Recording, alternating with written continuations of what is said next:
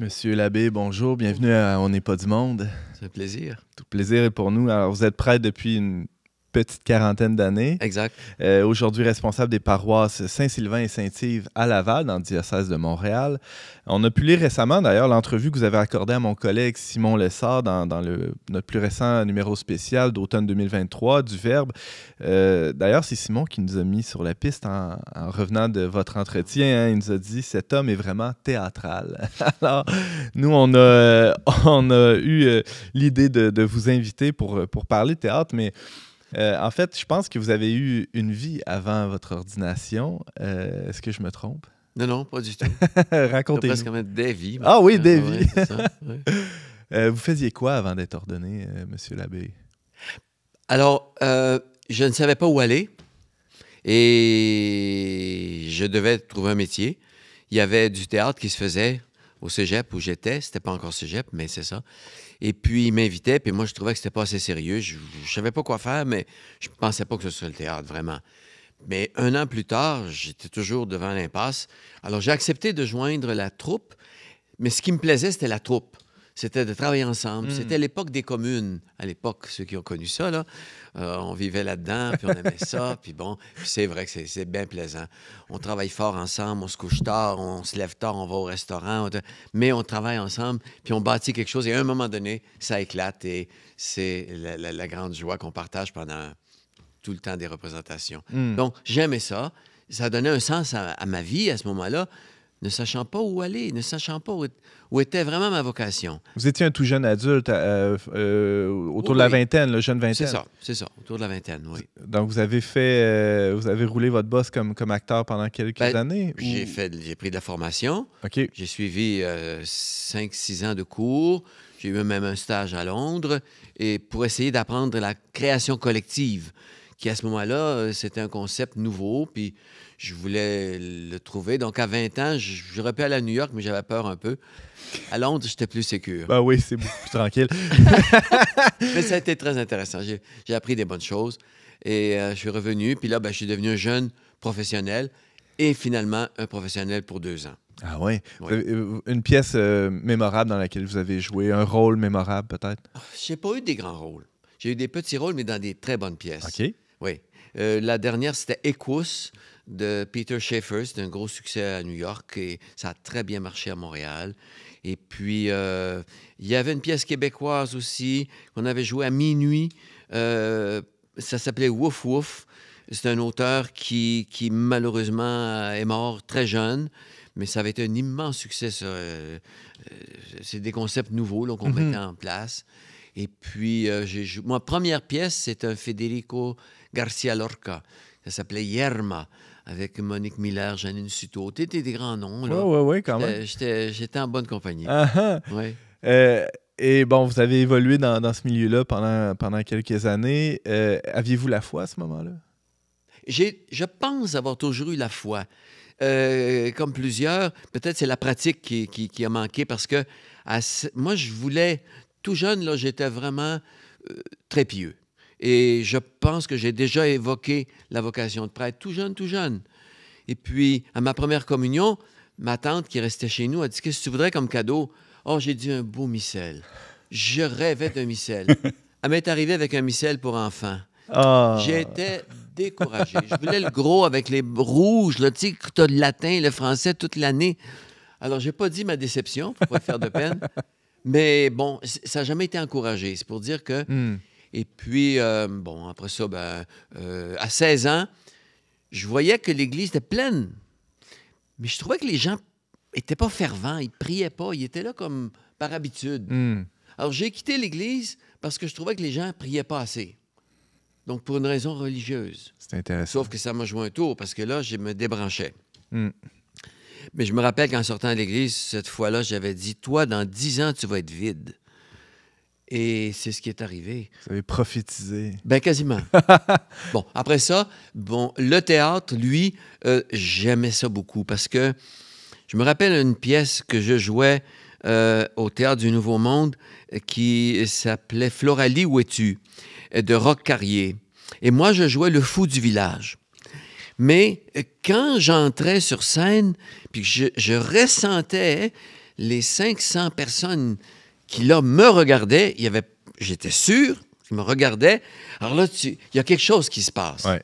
Et là, j'ai fait le plus merveilleux fou que vous avez jamais vu sur scène. Il y a même eu une critique dans le journal, et Roch Carrier a dit « Vous avez fait un rôle de ce que moi, j'avais simplement évoqué. Tellement la communication était forte, puis j'aimais ça. Après même une représentation, il y a une madame avec sa fille qui vient et dit Monsieur, vous avez joué exactement comme mon fils qui est très malade. » Alors, j'aimais ça. J'aimais la communion.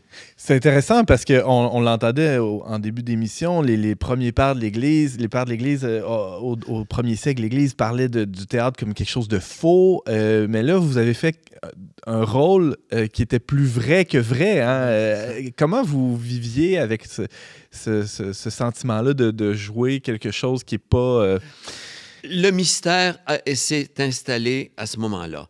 Le mystère de la communion avec les spectateurs. Uh-huh. Alors ça, là, ça a toujours été une force, un don. Je pense que je l'ai toujours eu, puis je l'ai encore, puis je l'aurai toujours. Je sens là, la communion. Et c'est une responsabilité aussi, car on doit donner quelque chose. Et ça me plaisait beaucoup. Ça me plaisait beaucoup. Cependant, j'ai été confiné au petit rôle. J'ai jamais eu un metteur en scène qui m'a dit « Toi, on va faire quelque chose. Et alors, j'ai pas eu de maître, vraiment, ou de mentor, là, qui m'a... Après un certain temps, j'ai dit « Je pourrais jamais élever une famille avec ce métier-là. » Alors, je l'ai quitté en disant « Si ça avait été ma place, je l'aurais su. » Mais là, la foi est arrivée entre-temps, là. Comment? Ah! Bon, ça aussi, c'est assez dramatique. Presque tragique. Parce que dans le théâtre, ce qui est intéressant, c'est la différence entre le tragique et le dramatique. Les Grecs, c'est tragique parce qu'il n'y a pas d'issue. Mais depuis que le Christ est venu, il n'y a plus rien de tragique, tout est dramatique. Il n'y a pas de tragique parce qu'il y a toujours une issue. Ouais. C'est extraordinaire, ça. On emploie le mot tragique beaucoup trop souvent, à mon avis. Ben, pour les païens, peut-être c'est bon. En tout cas, je me retrouve à un moment donné, tout en étant toujours un chercheur du mystère et en ayant trouvé que le théâtre ne me nourrissait pas dans ce que je voulais, je me suis dit, mais un instant, est-ce que la vie a un sens? Et là, la réponse s'imposait à moi. Oui, c'est l'amour. Parce que là, en amour, il y a des poètes, il y a des... Moi, j'avais pensé à Edith Piaf à l'époque qui m'inspirait beaucoup, mais je me disais, elle ne peut pas être un maître pour moi. Elle se droguait, puis elle faisait des affaires, puis tout ça. Non. Alors, quand j'ai vu que je trouvais aucun maître, ah bon, mais j'ai dit, le sens de l'amour, c'est quoi? S'il n'y en a pas, là, si c'est juste une affaire pour faire des chansons ou faire du théâtre, des beaux mots, on s'amuse, puis après ça, c'est fini. Je regrette. Si je ne suis pas votre homme, ça ne m'intéresse pas. Et là, c'était dramatique au plus haut point, parce que je me disais, je ne continuerai pas à vivre. Je ne suis pas intéressé. Et c'est là où j'ai senti une présence à côté de moi. Excusez-moi, là, mais ça arrive rarement, je ne l'ai pas cherché. Je me retourne et je vois le Sacré-Cœur debout à côté de moi. C'est une vision. On voyait bien que c'était translucide. Mais en même temps, il était là, puis il me regardait, le doigt pointé sur son cœur, la main ouverte. Et à travers son cœur, il y avait un rayon laser qui passait. Je l'ai vu. Mais tout de suite, j'ai dit, je ne l'ai pas dit en anglais, j'ai pas dit « yes », mais j'aurais eu le goût de le dire, c'est ça. Là, j'avais trouvé mon maître. Et là, je me suis retourné en disant, désormais, il n'y a plus aucune question dont je n'aurai pas la réponse. C'était juste une première étape. C'est devenu lui, votre metteur en scène, qui vous a pris sous son aile pour vous lui mener au grand rôle. C'est un maître que je voulais. Il y avait un rôle pour vous. Là. Là, il fallait que j'aie un guide. Là, j'en avais un. Ouais. Et le fameux rayon laser, j'ai souvent demandé ce que ça pouvait être. Ben, un rayon de l'Esprit Saint, qu'on dit. C'est comme si ça venait de... Le ciel passait par son cœur pour se donner à nous. Bon. Comme l'image de Faustine. Un peu. Mais elle, ça ne vient pas d'en arrière. Ça sort du cœur, mais ça ne vient pas d'en arrière. Bon. Bon, première étape. Deuxième étape, je suis toujours... pratique pas, puis je fais rien, puis tout ça. Mais je passe des dépliants pour une réunion politique, parce que je pensais que ce serait peut-être en politique, la place. C'est pas fou, hein? Ouais, parce qu'il y a du monde là aussi, puis, oui. mais bon. La communion aussi, hein? Un peu, oui. Des fois. Non, j'ai pensé que ça pouvait être là, mais en politique, il faut vraiment que tu viennes d'une famille de politiciens. Il faut qu'on t'ait appris. Là aussi, il te faut un maître ou des maîtres. J'en avais pas du tout. Je n'y comprenais rien. Comment garder la vérité dans la politique? C'était mon défi. Puis je savais que c'était possible, mais très ardu. J'avais personne. Donc, c'était pas la politique. Je passe des feuillets. J'arrive dans une église qui n'avait pas l'air d'une église, parce qu'il y a des Saint-Sacrement à Montréal, c'est des appartements, puis en arrière, une église, à l'intérieur. J'arrive pour passer des... Et là, je vois une église. Ah ben, je m'arrête. Ça faisait 10 ans que je n'étais pas allé. Il y a une messe qui commençait. Je mets mes dépliants à côté. Puis là, ben, je vois la messe. Je trouvais ça beau. J'aimais ça. J'étais bien. Tout d'un coup, je vois le confessionnal allumé. On va faire les choses comme du monde. Envoyé au confessionnal. Et là, le prêtre, il me dit, tu vas-tu à la messe le dimanche, mon jeune? Hey, j'ai dit là, parle-moi pas de même d'abord. Ça commence bien. Puis deuxièmement, c'est pas de tes affaires. J'ai eu assez de misère à quitter parce que c'était tout un drame. J'étais le premier qui faisait ça. J'ai dit non, je ne vais pas. Bon, ben, c'est la première chose à faire. Bon, je te donne l'absolution. Alors, ça, j'ai bien compris qu'il me donnait l'absolution. J'arrive dans mon banc, j'étais très fâché. Puis là, j'ai comme une voix de la conscience qui me dit, c'est donc bien fâché. J'ai dit oui. Pourquoi? Ben, c'est quoi qui se mêle, lui? Il n'est pas arrivé quelque chose dernièrement dans ta vie? Oui, là, j'ai pensé à mon Sacré-Cœur. J'ai dit, oui, il est arrivé quelque chose. Ça, c'est vrai. Combien y a-t-il d'heures dans une semaine? Ben, j'ai dit, sais-tu, moi, juste 7 fois 24. Je suis même calculé dans ma tête. C'est drôle, hein? Je me parlais à moi-même. J'en reviens pas. C'est un mystère, ça. 168 heures. Le bon Dieu, l'Église te demande 1 heure par 168 pour le remercier de t'avoir sauvé. C'est pas, oh, j'ai dit, OK. C'est gagné. Je suis devenu pratiquant ce jour-là, pour toujours. C'est la première fois que je l'entends, celle-là. Ouais. Et puis, mais la vie continuait, mais j'allais à la messe le dimanche, mais sans le dire aux autres. Et puis, finalement, c'est pendant une messe, je venais de terminer un petit stage en politique, et là, je dis au Seigneur, où tu veux que j'aille? Je vais faire ce que tu veux. Et puis, c'est là où, quand j'ai vu le prêtre arriver, c'est venu me chercher dans le ventre. Ce ne serait pas prêtre. Et là, j'ai eu comme une petite extase. Ça non plus, il ne faut pas le chercher. Mais une extase, c'est que tout ton corps vibre. Il est comme électrifié. C'est assez... C'est pas mal le fun. Mais tu ne cherches pas ça, là. Mais... Ouh! Et là, j'ai comme vu des lettres. C'est mystique, hein? Viens, j'ai besoin de toi pour servir mon peuple. Et j'étais certain que c'était ma vocation. J'ai dit, mais pas tout de suite. Hey, rentrez, puis dans 5 minutes, tu règles ça. Combien de temps tu veux? Ben, 5 ans peut-être pour... Très bien. Plus d'extase, plus rien, plus de vie. T'es parti. Je reviendrai dans 5 ans peut-être. Hey, j'ai dit que je vais faire pendant 5 ans. Je sais où aller. C'est oui et c'est maintenant. Et c'est le moment où le prêtre élevait l'hostie, puis là, elle était toute rayonnante. Ah ben, le Seigneur était revenu. Je suis rentré au séminaire 3 mois plus tard. Je suis devenu prêtre, je n'ai jamais eu aucun problème. C'était ma vocation. Et là, la question de rencontrer les fidèles et tout ça. Il y avait la question du théâtre, mais la communion. Mais là, c'était plus du théâtre. J'ai une mission, c'est annoncer le Christ. Et c'est ça qui demeure mon challenge, ma mission. Votre mission. Oui. L'abbé Robert Gendreau, c'est... ce que nous disait Simon, c'est vrai, là. C'est vrai que vous êtes théâtral. Je suis sorti du théâtre, mais le théâtre n'est pas sorti de moi. Ah ouais, c'est ça, on le voit bien, c'est passionnant. Vous parlez de la communion, c'est drôle parce que avec la foule, les spectateurs qui regardent, c'est Fabrice Lucchini qui disait ça dernièrement dans une entrevue. On oublie souvent, nous, comme spectateurs, quand on va voir du théâtre, qu'on est un des pôles, un des axes de ce qui se passe, partie prenante complètement. Je voyais Thomas opiner, je sais qu'il a fait du théâtre, qu'il a vécu dans une commune aussi. Il y a quand même des points de convergence assez intéressants. Ouais, mais moi, c'était passé de mode. Ouais, c'est ça, Rendu un là. peu à retardement. Ouais. T'es pas 68 heures, toi, non? Non. Vous vivez ça comment? Est-ce que je vous pose la question à tous les deux, là. Bon, Ariane, c'est plate, t'es pas prêtre, là. Mais, Par mon baptême. ouais, par ton baptême, c'est vrai. C'est quoi les rapprochements qu'on peut faire entre la liturgie, vous êtes d'ailleurs un spécialiste de liturgie, l'abbé Gendreau, et une représentation ou une pièce de théâtre? Est-ce qu'il y a des parallèles à faire sans nécessairement les calquer un sur l'autre, là? Ben, je dirais que dans l'attitude de la disposition, je pense qu'il y a quelque chose qui ressemble à quelque chose qui se trouve au théâtre. C'est-à-dire que je pense qu'il faut être là comme un service pour ceux qui viennent à cette célébration-là. Là, je parle En tant que prêtre. en tant que personne qui doit servir l'Assemblée, hein, en présidant la liturgie, par exemple. C'est une orientation vers l'autre.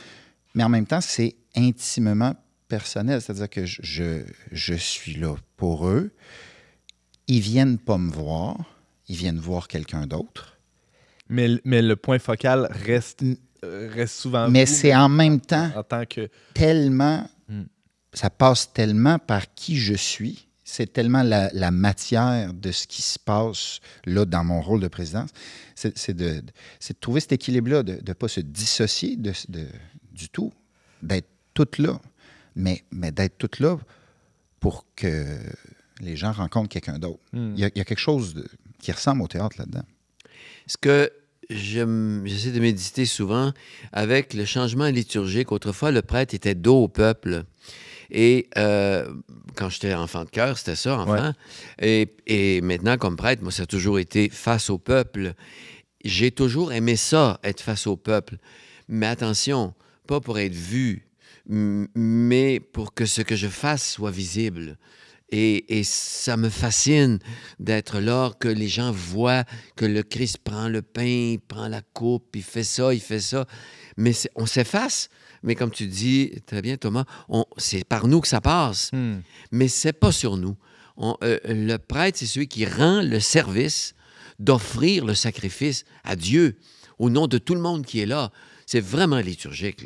Il n'y a pas un acteur qui fait ça. Il n'y a pas un acteur qui fait ça.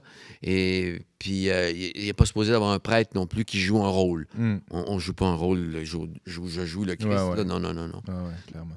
Je suis comme je suis, mais, comme tu dis, c'est intense, c'est à l'intérieur de soi.